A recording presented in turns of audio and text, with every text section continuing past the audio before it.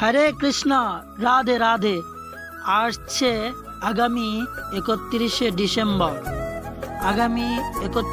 December, বুধবার শ্রী শ্রী পুত্রদা একাদশী এবং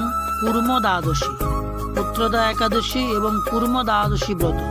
অবশ্যই সবাই বুধবার 31শে ডিসেম্বর এই পুত্রদা একাদশী ব্রত পালন করবেন। আর পরদিন পারণ 6টা 41 হইতে 10টা 15 পর্যন্ত, 6টা 41 হইতে 10টা 15 পর্যন্ত।